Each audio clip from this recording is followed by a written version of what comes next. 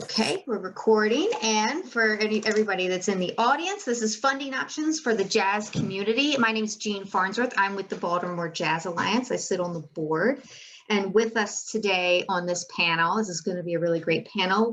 We have Emily Sollenberger and Laura Weiss, both from the Maryland State Arts Council, and Jess Porter with the Mid-Atlantic Arts Foundation. And with that, I'll let them take it off.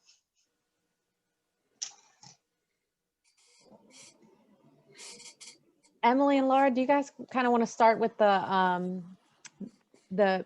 Maryland scope? Or I guess we can also just like sort of frame the whole session. I think this is, my name is Jess. I'm from Mid-Atlantic Arts Foundation, a program officer there. I manage our programs in jazz, and I'll talk a little bit more about that in a minute. But Emily and I think last year did a session at the Jazz Alliance conference in person at the Church on Greenmount, and we just really wanted to provide an opportunity to share some information with this community about funding opportunities for both, artists and organizations, and at a couple different levels and ways to sort of navigate and figure out, what opportunities might be good for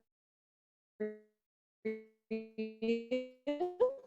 And so I don't know, it might make sense to kind of start off at the more local level with the Maryland State Arts Council and review kind of what options may be available to the artists and organizations on the line today. I guess we could also, if it would be helpful, take a sense of like, how many artists might be a little bit more difficult to do on this platform, but maybe folks could add in the chat if they're representing like an art, if they're an artist or an organization, maybe just introduce yourself. So Laura, Emily, and I know who we're sort of talking to.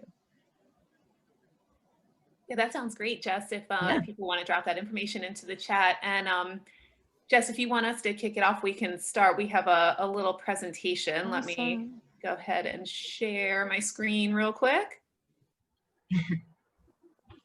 Okay. Can everybody see okay? Yeah. Okay, great. Well, thank you again for having us here. We're really excited to be at the beginning of the conference today. Like Jess said, my name's Laura, and I'm a program director at the Maryland State Arts Council. I oversee, along with Emily, 4 of our granting programs that we're going to talk about today. And I work specifically with the performing arts and literary arts side of things. Great. And I'm Emily Sollenberger. I'm also program director, as Laura mentioned, and I actually am on more the visual arts side of things, but also work with a lot of multidiscipline organizations that have performance aspects to their venues. We'll just sort of breeze through these couple of slides here, but just to give you a sense of what the Maryland State Arts Council does in case you're not familiar with us. This is our vision. The Maryland State Arts Council plays an essential role ensuring every person has access to the transformative power of the arts. And our mission is that we advance the arts in our state by providing leadership that champions creative expression, diverse programming, equitable access, lifelong learning. Oh my goodness, that went fast. Sorry. And the arts as a celebrated contributor to the quality of life. Sorry, I have a bar that's right at the bottom there, so I can't see the very bottom part of it. Hopefully you can see it though. And great. And do you want me to move on to the equity and justice statement? Sure, that would be great. So I have a little bar too, so I might not be able to read all of this, but we're happy to also share the slides afterwards if that's helpful for folks too, just as a point of reference. But the State Arts Council has an equity and justice statement, and just for these purposes, I'll go ahead and read it off. Actually, let me get my screen to where I need it. The Maryland State Arts Council celebrates our state's diversity and promotes the role of the arts to connect people, bridge our differences, and inspire an appreciation of our shared humanity. Because the arts have the power to transform individuals and communities, MSAC is committed to advancing diversity, equity, and inclusion for all aspects of our organization and across all the communities of our state, and in supporting our partners and modeling the same commitment. Great. So we're going to, we'll go through these pretty quickly, so that way we have plenty of time for questions and everything. But today we're just going to cover a couple of different grant programs. We're going to go through the 4 that Emily and I oversee, along with our professional development grant, and also a couple other opportunities that are available through different departments in the Maryland State Arts Council and other resources with our partners. Emily, you want to kick us off? Sure. So the Creativity Grant is a fairly new program with the State Arts Council. We're in our 2nd fiscal year of operating this program, but it's open to independent artists and organizations or collaborative groups, whether you're a nonprofit or you might be, an LLC. This is really open to anybody to apply to. The grants are between $1,000 and $3,500. They're accepted on a rolling basis with a monthly review. So we have an outside panel of experts, a multidiscipline panel, and at least 5 people will review and come up with a comprehensive score. It's a really short application. It's only 3 questions. And the primary focus is rooted in community engagement, community relevance, and public accessibility, really. So it's one of those things that if you have a program or a project, something that you're engaging the community, just a really good idea. This is a good program to apply to, and because of that quick turnaround with the monthly review, it's a pretty short time frame from the time you apply to the time you get your notification of whether you would be funded or not.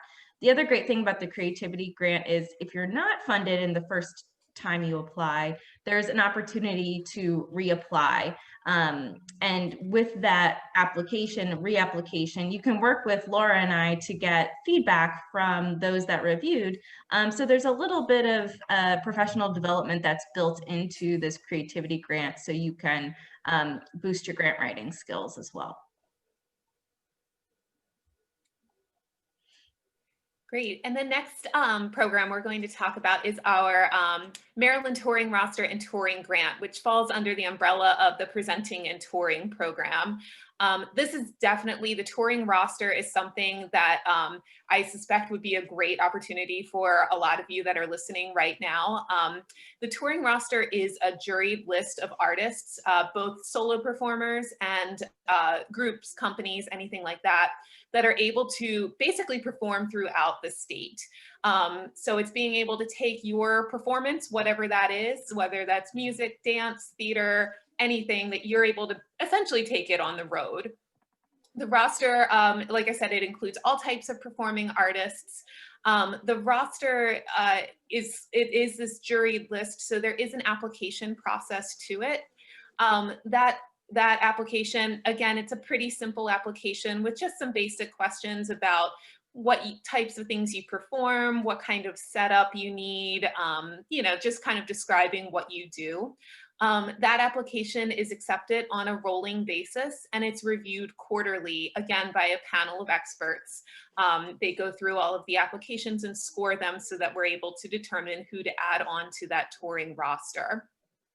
So once you're, you go through that application and hopefully are accepted, you're then a part of this list that is known as our touring roster. Then nonprofit organizations are able to book the artists from that roster. So they're able to go online and look for the types of artists that they want to bring to their venue. They can find you on our website, they can contact you, work out all of the details so that way you can have a booking with them. And then there is funding available for the organization through the Maryland Touring Grant that then helps to fund bringing the artist to the organization. So it's a really kind of great program. It works hand in hand with each other, both the touring roster and the touring grant. So this is something I would definitely encourage you to check out if you're able to take your show on the road. You're able to set your parameters to say if you're able to go throughout the entire state or if there are specific regions that you're interested in. It is statewide travel, so we're just talking about Maryland. We're not talking about regional or nationwide travel. But you can find the application and more information on our website.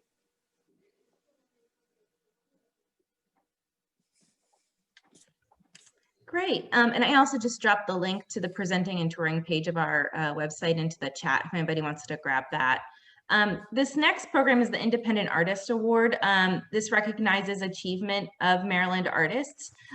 There's two different regional awards at the $2,000 and the $10,000 level.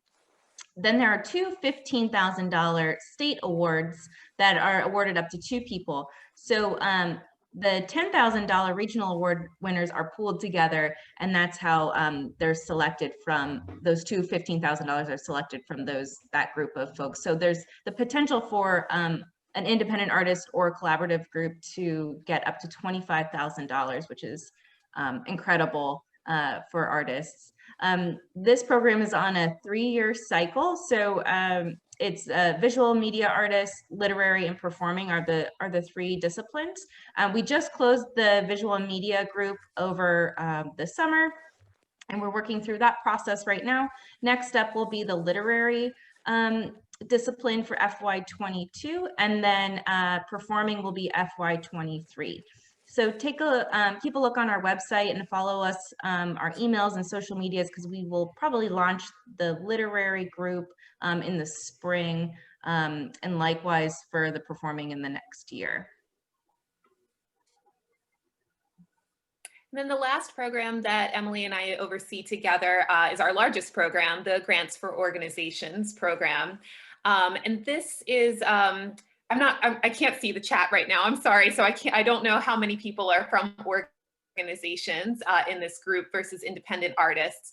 But this is the grant program that provides general operations support for organizations with budgets of at least $50,000 or up. If you're under $50,000, we do provide general operating support for your the smaller organizations. That's just through our creativity grant. So the grants for organizations, which we call GFO for short, this is it's a larger program. It's more involved than the creativity grant. It begins with an intent to apply application, which is due on September the 15th of every year. So we just actually passed this just recently. If you're interested though, if you have an organization that you think might fit into this category, absolutely reach out to myself or to Emily and we can talk about it throughout the year. We can weigh the pros and the cons and see if it's a good fit for you.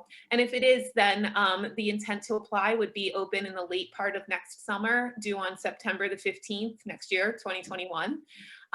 If you are accepted into the program, you would then complete a full application, which is it's a fairly extensive application. I think there are probably close to 15 questions on that. That is due on November the 15th of each year. After that full application is completed, there are multiple steps then after that the organization goes through, including site visits and in-depth conversations with panelists. So we're really trying to understand the organization just holistically, really getting a sense of, you know, what your vision, your mission, your goals are, and how you work with your community.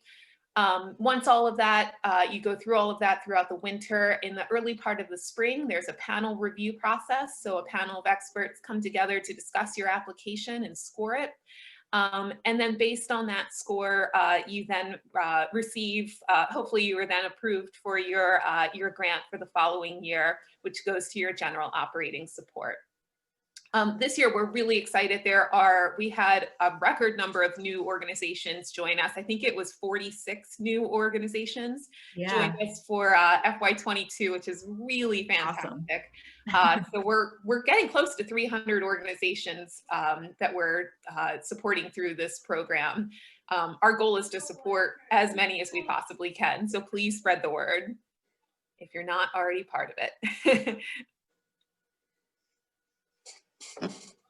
Okay, so there's a few other programs we're going to share about that Laura and I don't oversee, but can help with as well. Another one is the Professional Development Grant, which is also a new grant for independent artists and organizations. So it's really encouraging professional development opportunities, whether you're in that organization format or you're on your own. So if you're an artist and you're looking to do a residency or learn how to develop a website for yourself. Those are the types of opportunities that this particular grant can support. And similarly, if you're with an organization, something like board development or hiring a fundraising consultant, those types of things that might be a one-time opportunity. So these grants are up to $2,000, similar to the creativity grant. They're accepted on a rolling basis with a monthly review.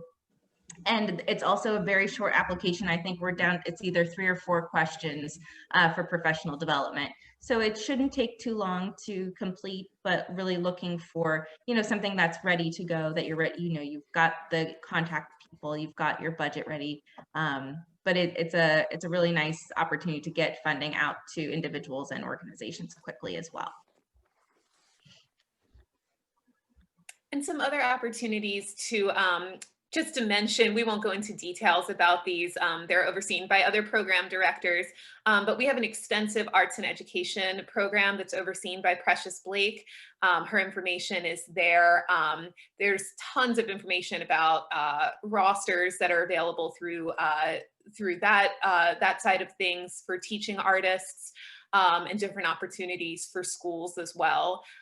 So certainly reach out to her or check out our website if you think that might be of interest to you. And another program that might be of interest to this group is our Maryland Traditions program, overseen by Chad Buterball, and his email is there. That's really looking at the folk and traditional arts.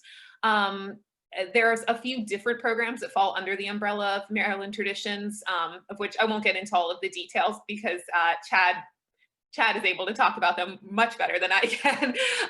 But definitely, if you think that that's something that might be of interest to you, there's the Folk Life Network and apprenticeship programs that that might be a really great opportunity for the musicians on this call today.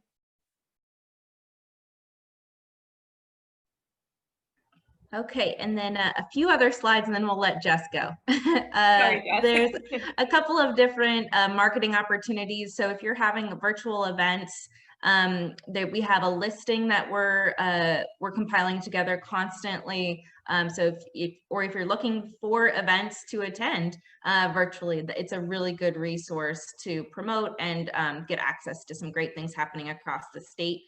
We also have a newsletter that goes out once a month. Our social media is really active. Our colleague Amelia does a fantastic job of getting the word out about everything happening across the state. Additionally, there's a calendar that's through Visit Maryland. That's also a great opportunity to promote your activities and events. So to do that, you can send an email to msac.commerce@maryland.gov. Or like we said, our colleague Amelia, her email is amelia.evans@maryland.gov. Or you can also contact Laura and I, and we are happy to get the word to the right person as well.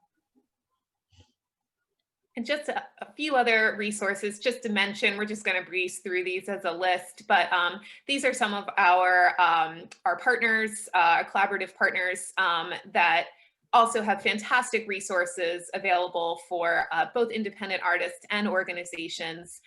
Maryland Citizens for the Arts, AIMS, Arts Education in Maryland Schools, the MSDE Fine Arts Office, Maryland Volunteer Lawyers for the Arts, which is a great organization if you need some pro bono legal advice, definitely a great place to check out. And finally, the Maryland Philanthropy Network and Maryland Nonprofits are both great organizations with tons of resources about other funding opportunities, help for different grantees, things like Grant Writing 101, ways to start nonprofits. They just have tons of information on that. I would highly encourage you to look at any of these websites for more information. And I think that's pretty much it from us. We'll stop talking and pass it back over to Jess, but here's our contact information. We love speaking to artists, so please, anytime, feel free to reach out to us. It is worth noting that we are not in our offices right now, so email is the best way to get in touch with us. So either email address there, and we can help you out. Just a plug for future events to make sure you're signed up so you know you're signed up to get information from MSAC. All right, we'll take questions later. Oh, thank you so much, Emily and Laura. I always learn so much from you all. It's great to get an update on everything that you all are working on. And I'll sort of just segue into sharing a little bit about the Mid-Atlantic Arts Foundation and our programs in jazz. I think starting off kind of at the state level is really helpful. And for those of you who don't know much about Mid-Atlantic Arts Foundation, it might be helpful just kind of to explain sort of where we fit in the ecosystem. So locally, you know, in Baltimore, for instance, the Baltimore Office Promotion of the Art kind of functions as our city's like arts council.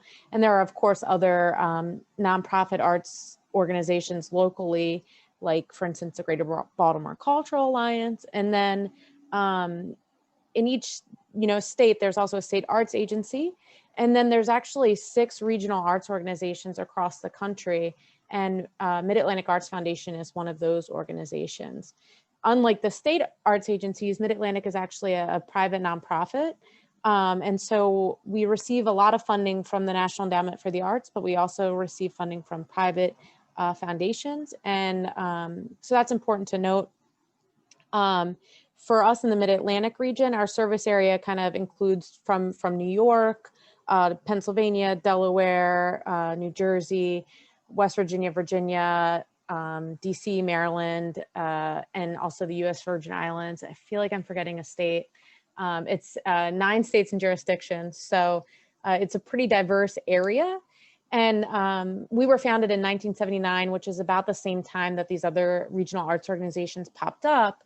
And the idea was really to maximize resources across the region and really support the exchange of artists and ideas across the region in ways that really maximize benefits. And a lot of the focus initially for these organizations was around touring, so moving artists around the region, and also priorities around performing arts. So at Mid-Atlantic, we have a lot of programs that are regional for the artists and organizations based in our jurisdiction, but we also have national and international programs too that sort of have bubbled up over the past 40 years. And in addition to kind of having this mission that's really around helping artists find opportunities to create work and present their work, we've also sort of developed a focus in a couple of areas, one of them being sort of international and cultural exchange, one being jazz, of course, and then the other folk and traditional arts. So jazz has always been a really central part of Mid-Atlantic's mission. And I think that's because of the region that we are located in and the wealth of sort of jazz-rich cities, including, you know, New York, Philadelphia, Baltimore, DC. And so we've always sort of had this focus. And I'm just going to share some opportunities at Mid-Atlantic. And then like my colleagues at MSIC, I also want to point out some other opportunities outside of Mid-Atlantic. And I don't have like a really fancy presentation, but I'm going to kind of use the framework of a couple of websites to sort of just point people through. And then I'm also going to just drop some of the resources in the chat box. It's kind of a lot, but they'll be there if you want to follow up with them. So I just brought us all sort of to Mid-Atlantic's website to give you an idea how to navigate around the site. And so like we have opportunities organized by sort of if you're an artist or organization. And there are also, I'll mention, ways you can sort of access those opportunities from other angles as well. If you're an artist, there's 2 opportunities I want to point out for you. Mid-Atlantic Arts Foundation runs a program called US Artists International, and it's really one of the only programs like this that exists in the country where we're supporting US-based artists to perform at festivals outside of the country. And I'll say, because I think of the number of international jazz festivals, we actually receive quite a few applications and are able to fund a lot of jazz musicians to perform at those festivals outside of the country. And so you can find information about that program here. It's up to $15,000 for support for travel, if you have to ship equipment, you know, instruments, if you have to get visas, things like this. So really to help make it possible for you to perform at a festival abroad. And I think what a lot of artists do is they're able to tack on other engagements while they're in countries. And you can actually apply for support for up to 3 festivals. Now, typically this program has 3 deadlines each year. I'm sure Emily and Laura can talk a little bit too about how the pandemic has shaped or changed some of their programming as well. But with this program, for this year, what the program directors decided to do was there's 2 deadlines. One actually just passed at the beginning of October. The next one is in March, and it's for engagements that would be happening between July 2021 and June 2022. And they're actually allowing for virtual engagements. So if you were invited or have a relationship with a festival programmer abroad and they're doing virtual festivals, you may actually, it wouldn't so much be travel support, but it might be costs associated with licensing, with creating a video, with live streaming. So that program has pivoted a little bit to allow for the realities of international touring at the time. So that's an important one to take a look at. Additionally, Mid-Atlantic Arts Foundation works really closely with our sister organization in the South Arts, that's based in Atlanta, who's running a really big program that's funded by Doris Duke and Mellon called Jazz Road. And that program is sort of 2-tiered. Right now, it's really focused on touring. And there's been one cycle of grantees so far, and you can kind of take a look at who those folks are. There's information on the website, which I shared a link in the chat. But they've supported, I think it was about 9 tours or so. And there are some requirements around like the number of sites you have to include. The really interesting thing I think about this program is you're allowed to create tours that really reflect, how jazz musicians tour. So it can be a nonprofit performing arts center, but it can also be the jazz club or the coffee house or any type of non-traditional venue that you may get a gig at. So it really sort of reflects the realities of touring and how people build tours. The other really great resource with this program is that if you are a presenter or an organization, you can actually complete a, I think I have to go back out here, but a survey to kind of be listed as a presenter that might be interested in hosting an artist. So if you're an artist in the Mid-Atlantic region, and I think maybe Chip, we've gone through this process before, but if you reach out to me, I can actually provide you with some information about venues in the areas that you're looking to tour to help you sort of build out your application. Now in pandemic times, this program has moved to rolling deadlines. Can you all still hear me? My screen was a little glitchy for a second. Still good? Okay. They've moved to rolling deadlines. Now, as far as I know, these are still for live performances. So I would just encourage you, if you're interested in the tours, to check out the updated guidelines. And if you have questions, feel free to reach out to me directly. I can walk you through the process. And then there's also supposed to be a second phase of the program launching, which is going to be creative residencies. I don't have too much more information about that right now, but we're awaiting word from our partners about when that will be launching. If you haven't already and you're an artist, be sure to sign up for the email list for this program. I would really encourage that. So for artists, those are kind of the 2 programs I really wanted to highlight. Now at Mid-Atlantic Arts Foundation, as it stands now, most of our programs actually are for organizations, most of our grants. I say this in that context because we just finished a strategic plan and are really looking at expanding opportunities and access points for our artists to receive funding. So definitely, again, sign up for our email list and stay in touch with us, because we're looking at developing and making some changes to programs in the coming years. And so for organizations, I want to spend just a couple minutes talking about the Jazz Touring Network. The Jazz Touring Network is a presenter consortium a network of presenting organizations throughout the Mid-Atlantic region. These are nonprofit organizations that are committed to the presentation of jazz.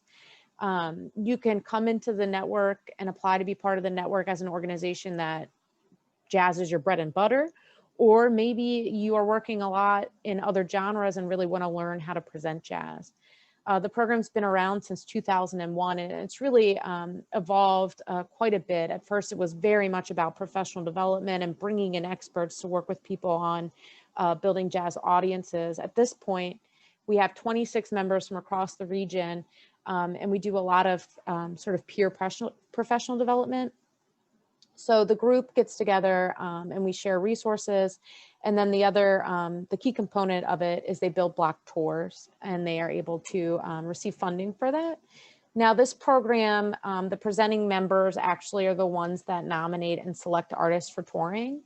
And you can see we have on our website, obviously information about the program, but also a list of members. So you can kind of see who's already involved in the network. And Baltimore and Creative Alliance has been a really long-standing program. We also have Black Rock Center for the Performing Arts down in Rockville or Germantown. Capitol Bop in DC, good friends of ours, are also part of the network. And so these folks come together and select artists for touring, and then build block book tours that kind of maximize traveling and really actually help artists really monetize their tours as well. And it really ranges, the locations of these organizations range from, we have a couple in New York City, and then we have, some in Lake Placid, New York, which is basically Canada. So we're really able to create and bring artists to a wide range of audiences across the region through this program.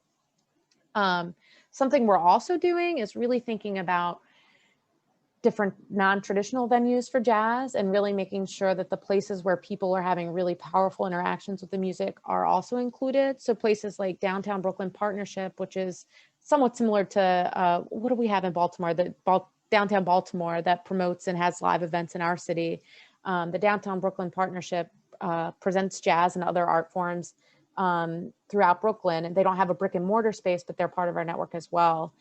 Same with Kente Arts Alliance in Pittsburgh. So we're really trying to bring together this really wide variety of organizations to help present this music. And each year when they select artists, they're really committed to putting together tours that really represent the diversity of jazz in terms of gender and ethnicity, but also instrumentation, subgenres of jazz. We work with artists that both are represented by, large agencies like Anat Cohen, and then self-represented artists like, I believe Christy DeShiel out of DC is self-represented. And so if you're an organization, the next time we're going to be opening up applications for this program is next summer. Because of the pandemic this year, we did not open applications, and are rather focusing our energies sort of on figuring out how we can create program for next year that can really be beneficial for artists, and that, through virtual engagements or what have you. So we're kind of working to stabilize the network at this point. But next year, next summer, applications will open. Once you become a member, your membership is ongoing so long as you meet participation requirements, which really are to nominate an artist for touring and to participate in a tour. And again, the members are eligible for support for these tours that we put together. Currently, each member is eligible for $3,000 each year.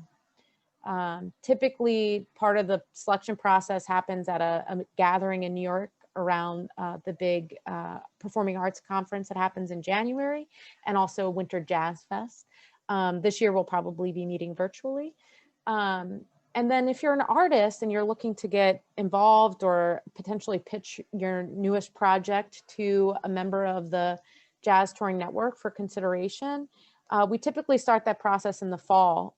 Things are a little bit weird this year. We actually might end up doing sort of an open call so you can, for virtual projects. So again, be sure to be on our mailing list.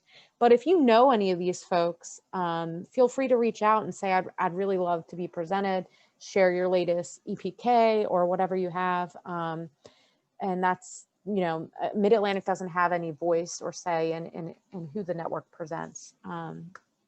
So that's good to know about.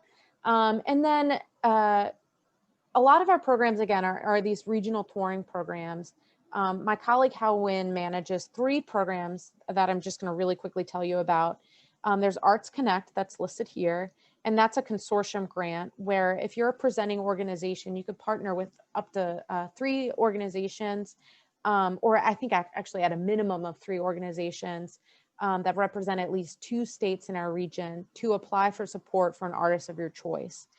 So that's an opportunity where you can sort of just plug in with a couple partners and apply for an artist that you select. Additionally, there's the Mid-Atlantic Tours program, which is probably one of our bigger touring programs. And each year, my colleague Hao Win puts together a roster with input from the field and regional presenters, and they're available for funding. So he's still working on the roster this year and sort of also trying to figure out how to position the program in light of the pandemic. But usually there's also jazz musicians featured on this roster as well. I don't know if there actually was one last year, but it cycles through different genres of performing arts. So this roster includes, theater, dance, puppetry, all sorts of performing arts genres. So, but you want to keep your eyes out if you're a presenting organization for jazz artists that may be on that roster. And again, even some of these other roster programs, the Performing Arts Global Exchange Program features artists from Mexico and Canada this year, and it sort of changes geography, or the intent is to change geography every couple of years. Previously, this program was called Southern Exposure and only featured artists from Latin America. This is a program that we work with really closely with the National Endowment for the Arts, and we're moving to a structure where we kind of change the geography of the international artists. But this program also occasionally features jazz musicians from other countries. Darme Aracena from Cuba, for instance, was on the roster a few years ago. So really, I mean, those are some programs I wanted to point out for Mid-Atlantic. And then also, please, again, be on our mailing list. Mid-Atlantic has been tapped twice since the pandemic has started to help distribute relief funding. So for the opportunities that we've been dealing with are for organizations, that would be the CARES Act Organizational Relief Grant, and also a Regional Resiliency Fund. The CARES Act funding came from obviously the federal government CARES Act, and the resilience funding is a private fund spearheaded by Mellon. And so keep your eyes out for things like that. We also have a page specifically for COVID resources linked on, I think, the front page of our website. So keep an eye out for that. And then I also couldn't skip over my good friends at Chamber Music America. This is an organization based in New York that has a really strong priority in jazz. And my colleague, Gargi Shindi, she runs the programs there, just does a fabulous job. And there's programs for artists and organizations. The new Jazz Works is for the creation of new work. Performance Plus is for composers, but it's specifically for female composers. Presenter Consortium for Jazz is really cool. Actually, she shifted the whole program this year to virtual performances. So presenters across the country actually could come together for a consortium for jazz applications. I believe there's multiple applications each year for that. And then residency partnership programs. So be sure to check this out. There's actually, for Chamber Music America, like in order to apply for an opportunity, you have to become a member. But in light of the pandemic, they're doing a pay what you can model. So you can pay just $1 to become a member and gain access to any of these programs. So I really would encourage you to do that. And yeah, that's kind of just an overview. I think maybe we should open it up to questions, and then I'm sure Laura, Emily, and I could also share maybe a couple other tips for sort of navigating these options in general.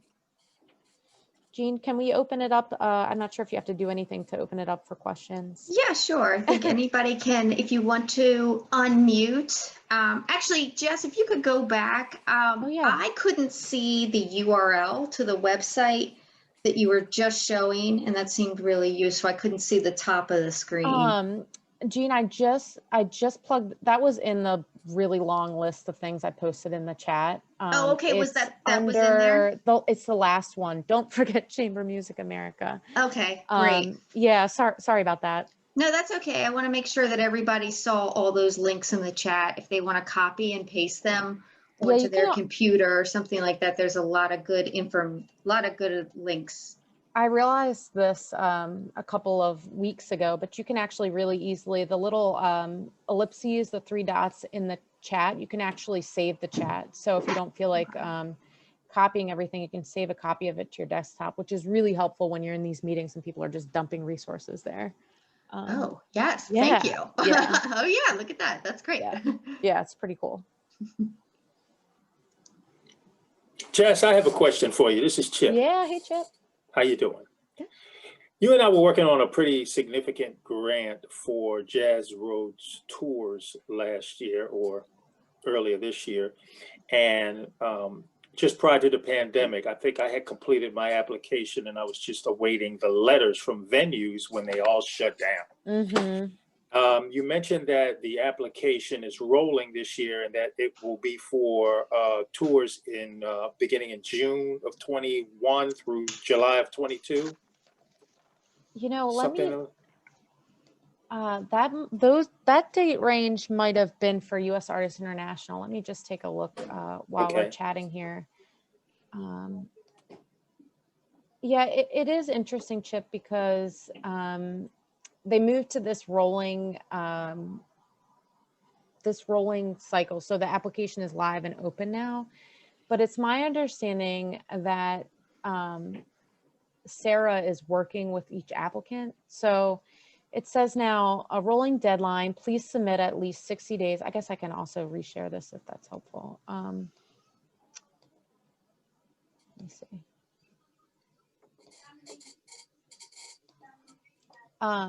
So it says, please you submit at least 60 days or as far out as 18 months before the first date.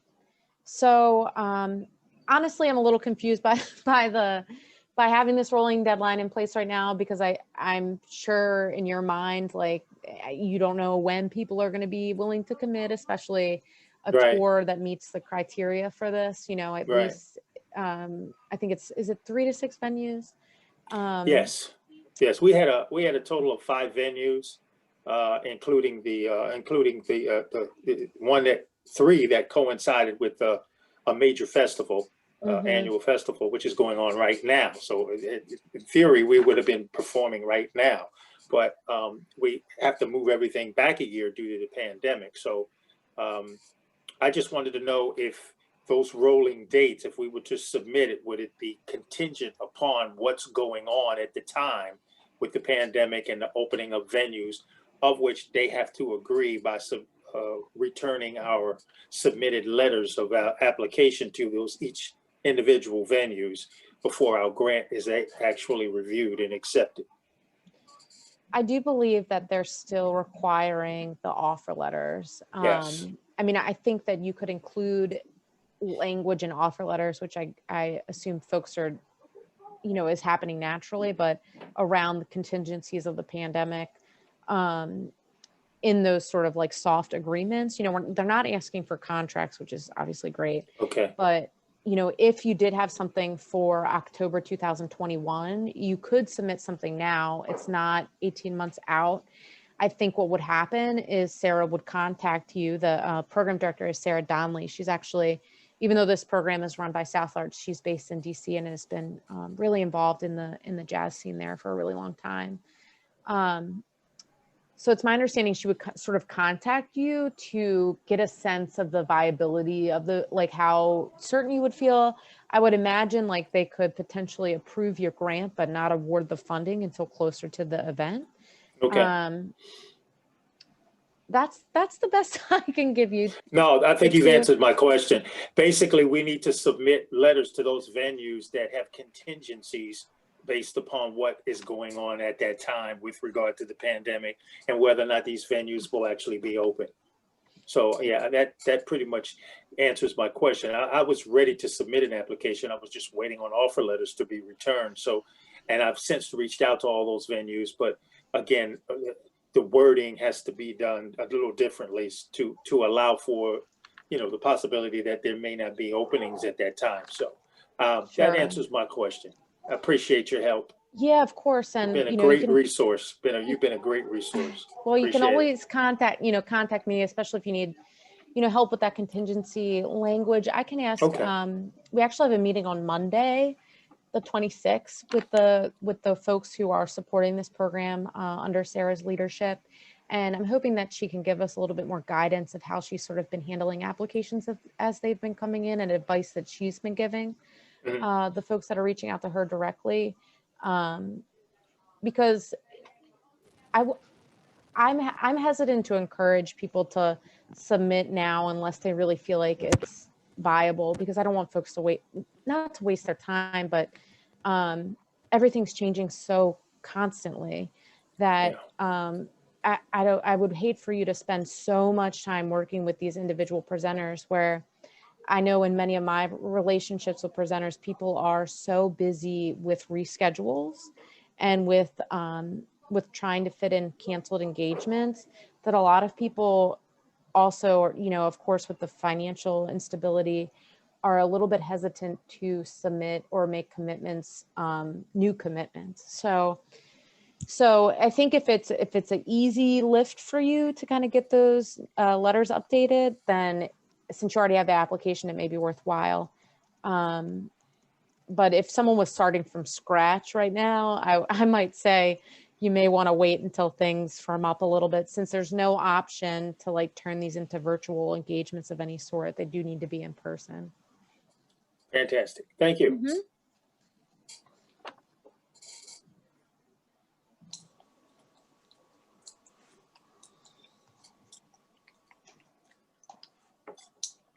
Okay, do we have any other questions? I'm looking in the chat. We don't have any questions, but if anybody else has any. I have a question about the rubric. I find the idea of the rubric intimidating in submitting a grant related to, it's so generalized in the arts, how to achieve a good review of a rubric is sort of a generalized question. I was wondering, should I be communicating with you all as I'm trying to get the grant to make sure I'm achieving what the rubric is wanting? How do I liaison? And because I have never, done it before, and I'm sort of intimidated that I might, do something and look basically like an idiot, for lack of a better word. So I was wondering if you could help me there. Absolutely, 100% yes. Come to us at any time in any of the grant programs with MSAC. You can email me or you can email Emily. We are more than happy to read through drafts, to offer feedback, and to work with you to, try to, get it to a place that we think that the panel will score it as high as they possibly can. So we really want to be seen as a partner in that process. So yes, please, at any time, reach out. And in terms of the rubric, we really use that kind of as the map for, panelists to be able to, to understand where that score should be. So, the hope is that the applicants can look at that rubric kind of as their guidance, to, say, okay, they're looking exactly for this, and try to frame their writing in a way that is approaching, the different topics that are seen in that rubric. And we try to be as transparent as possible through that rubric so that you know exactly where the scoring is falling. And we have all of our programs have rubrics, and they're all published on the website, so they're available for you. But yes, absolutely, reach out anytime. We're here for you. That's awesome, Laura. I'll just add, and I think you bring up a good point about sort of the staff at the foundation, at the organization. So like our role as sort of program support people, which is in our eyes really to help applicants submit the best, submit the best application you can. So we definitely are a resource. I mean, we're here, we sort of work for you, basically. Like we're here to support artists and organizations. So in addition to sort of asking clarifying questions about those criteria, I mean, if you find them hard to understand, let us know. We are constantly modifying and improving our programs. We're not perfect either. So if there are things that are unclear and we hear that from multiple people, it gives us an opportunity to take that into consideration too. So I'll just mention that because I do think during this time specifically of the pandemic, I'm hoping that some of the interactions we're having with people are sort of lifting this veil of like, you know, of us versus, you know, the artists and really, you know, we would love for it to be a much more open dialogue and hear from you more often about things that you don't like or that you found you know, unequitable or what have you. And then I would just say a lot of times, you know, for instance, like in narrative space, there's like limitations. Just going back and making sure that you're hitting those criteria, those review criteria, as best you can. And then again, if you're not sure how something's going to be interpreted or would like some examples of what you might be looking for with that particular criteria, what might some indicators be, definitely feel free to reach out. And that should apply to other organizations as well. Yes. I would hope.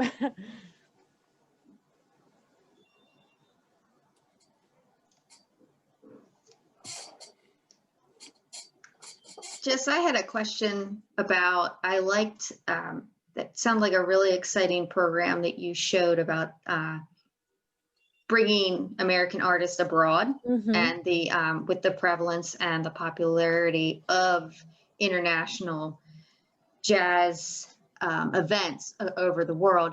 How is that being affected right now? Like even if numbers are low and more controlled in other countries of COVID cases, I know that there is still some travel restrictions for letting in Americans. And is, you know, have you heard anything of that? Is there any stalling there with that program? I definitely haven't heard of much international travel. I mean, you know, really across the board, there are only a handful of organizations currently presenting live work. You know, a lot of folks that can have pivoted to online presentation. I think that also applies to international festivals and events. I mean, festivals themselves, there's the benefit, of course, of many of them being outside, but they are really large gatherings typically.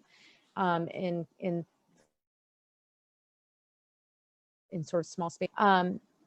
So to my knowledge, you know, the program has pivoted to basically allow people to apply for a live events. There's like a live and a virtual track. So if you have a relationship with someone and it's, you know, for some time in 2021, say fall, where you think, where there's some expectation that the festival is actually going to happen, you could still apply for funding for that. But also if you've been engaged by a festival presenter that has moved their program to virtual, you can apply for that as well. Like I said, I think there was just a deadline October 1st for sort of engagements that would be sooner than July 21, but the next deadline is March 31st, and that's for engagements that would start July 21 to June 30, 22, which I think hopefully, you know, there will be some, I don't know what the state of international travel will be. I guess as long as some of the restrictions for US artists is, you know, US people traveling outside the United States is lifted, I do think that places in Europe will probably be opening up sooner than we will as well. So there may be opportunities for artists there that they can take advantage of. And I'll say too, about that program, on our website, there's actually a list of festivals, a database of festivals that have interacted in the program in some way, either as applicants or grantees. Well, not as grantees because the actual grantee is the artist, but they've been involved in applications. And you can search, you know, these festivals, you can read, an artist, you know, obviously can initiate an application rather than having already a gig sort of in the works. And so you can reach out to festivals and say, hey, there's this opportunity for funding. You know, you could get support for my either virtual, you know, fees or travel costs and artist fees for traveling and performing live. And so I would encourage, you know, artists, you can be proactive in sharing that opportunity with festivals as well. Hello, Great, thank you. Hi, Renee. Oops. Hope you're muted, Renee. There you Okay. go. You hear me now? Yeah. Great. Hello, everybody. You may have went over this already, but I kind of got a little held up, so I didn't see the whole session. I was speaking to a young lady that operates a counseling program in Baltimore, in the inner city. And so she said that she would love to have for their anniversary time, certain times a year, to have a live band. It's a nonprofit organization, I think, that she runs. Is it any way that they could get funding for you guys to partake in their annual program anniversary to have music there? Is it any way that your Mid-Atlantic program can help pay for musicians performing to a counseling program? I would say, Renee, I'm going to put my email in the chat again. I can't think off the top of my head of any of our programs that would be the best fit for that, but I think Laura might be able to offer some ideas from the Maryland State Arts Council. I'd also be happy to consider some other, outside of Mid-Atlantic, some other Baltimore local funding that might be able to help your friend out. Okay. But yeah, Laura, you I may can have jump some, in for the or our Emily, presenting I didn't and see you still there. yeah, I'm still here. The presenting and touring program might be a good fit for you, Renee, and your friend that has a nonprofit. So there's a touring grant that we have to hire an artist off of our touring roster. So if they select somebody from the roster, they can essentially apply for funding up to $5,000 to help cover the fees of that particular that artist and any associated fees for that event. Oh, great. I'm going to let her know that. And I think Laura just dropped the link into the chat. So if you wanted to get that, or you can just go to msac.org and you can see all of our programs, but would encourage you to look at that. Okay, but the band would have to be on your touring list, is what Correct. And that if the band is not on the touring list, it might be a good opportunity for them to apply to get on the roster, which they can do at any time to, if that's a rolling deadline as well. And that's kind of part of this collaborative program that, artists that have a touring background can apply to be on the roster, and then presenting organizations can then apply to hire them. So it's a nice collaborative. Great. So if a band was already on your roster, say for instance, if the show is in December of 2021, you apply in October, how long is the period from the time you present the proposal to the time of getting a reply back from you guys to say yes or when or not? Mm-hmm. Yep, great question. So we accept applications for the program on a rolling basis, but they're reviewed quarterly. So it would start, July is the first review, then October, January, and April. So once those decisions are made, it takes about 6 to 8 weeks to get the payment, but the notification itself is a fairly quick turnaround. I would say we usually in a couple of weeks after the review process, after it goes to panel review. Okay, now I don't know if this is a weird question or not. So if she wanted a particular band, as long as it's on your roster, if she wanted a particular band, she would have to say, well, I want Gene Farnsworth's band. How do that go? If Jean wants it to be her band, because she has the connection with the lady, or is it that you just choose a band for?